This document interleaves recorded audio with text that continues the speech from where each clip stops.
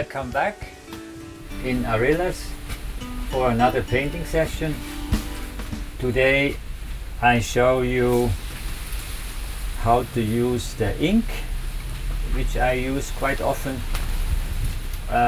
It is from Rohrer and Klinger. It's the one which I'm using now is Goldgelb, so it's a yellow. And I find this very useful because it changes the color, but it doesn't change the pattern. In this case I just use a soft brush here.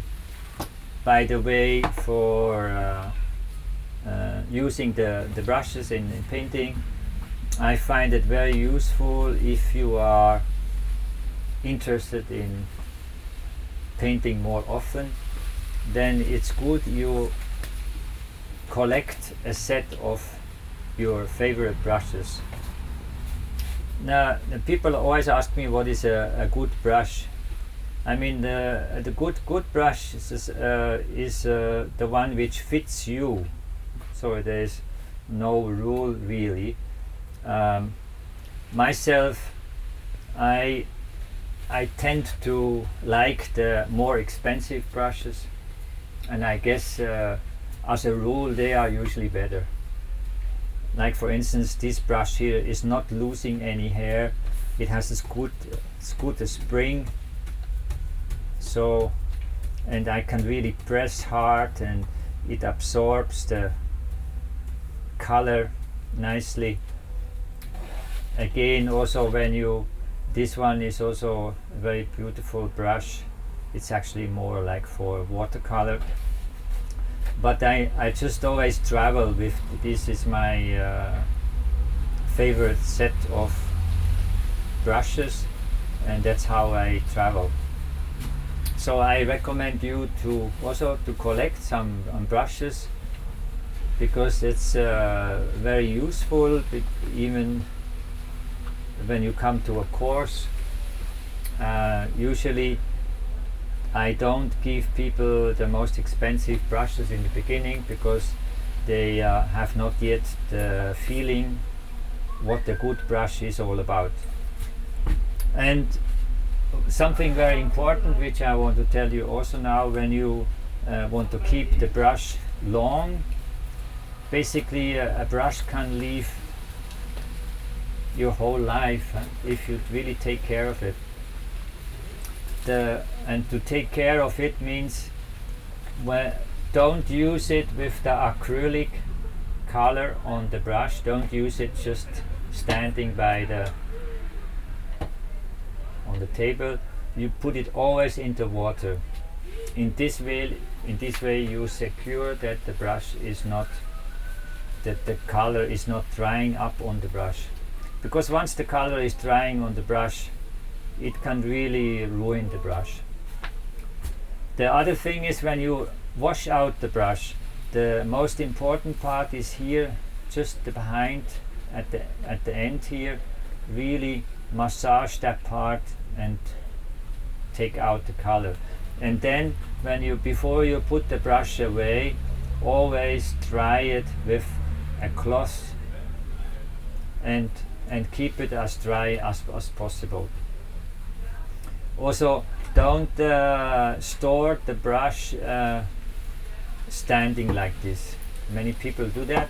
They put it into a glass, but what happens is that the water which is still remaining in the brush starts flowing inside this part, and then slowly this gets moldy or is destroyed, and then the brush start losing the hair. So that's just a short lesson about the brushes. I'm coming back to my ink. I'm using now this ink. I just go straight into the bottle and I'm applying the yellow ink onto the painting. As you can see, now the mountains become yellow, which is just what I wanted, because the white was too glary for me. and the whole texture which is made by the newspaper remains. And this way we can quickly change the whole color of the mountains. So I just add all the way.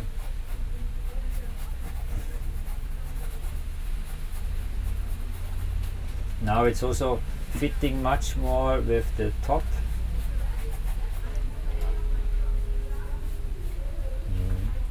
Now in this painting I would say that on the top there is still something missing. It can be more interesting. And again I want to show you something which you can do to make it more interesting without really painting with a small brush. Again, let's say I'm taking the gold paint again.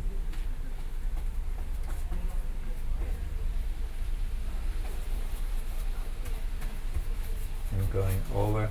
Of course, this always means I'm destroying something. Yeah? I'm destroying one layer, but in my experience is usually it adds to the painting, and especially when you come to the point where you feel like, oh my god, now you really destroyed it. That's usually a very good point, because this is an opportunity for you to really let go. And again, some of my so-called best paintings, I have been painting going through that stage of frustration. Now this is I'm using this technique now, which is I also found funny and beautiful at the same time. Whenever I go shopping, I always look what kind of household paper, what kind of paper is there in the store, because they all have different patterns. In this one is an Italian paper, as you can see here, and it has a heart pattern. So let's see what will happen, because we never get any guarantee on this kind of techniques. You see, you can see you get a subtle heart pattern in the sky of the mountains, above the mountains now. Yeah, this is a beautiful way to play with this. Now I'm playing a little more. Right? I put again some yellow color here and start mixing with some green and go over, and I just leave a little red there. Now I have to put quite a bit of water, because I want to show you how to use these household sponges. Again, this is a technique you don't need to buy. You can just use whatever you have probably already in your house.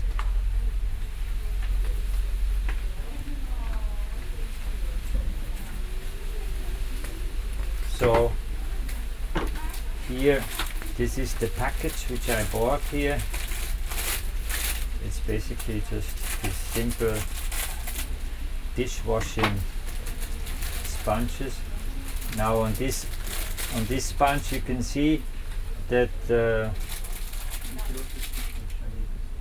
they have a certain pattern, like these lines, probably all of them have, and I'm just making it red.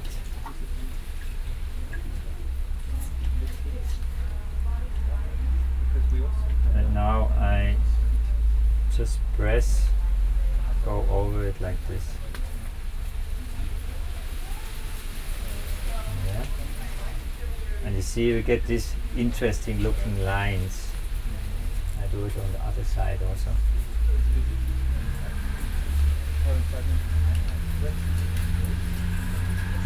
Yeah, isn't that great? And now I actually like very much this part here, and I think this part is not really fitting up there, so I would probably change something there. But just for now, I want to complete this session, and I want to say goodbye for today. Thank you for watching this session. Bye bye. Here is the best place to be. Now is the only time to see. Life is not a problem to be solved, but the mystery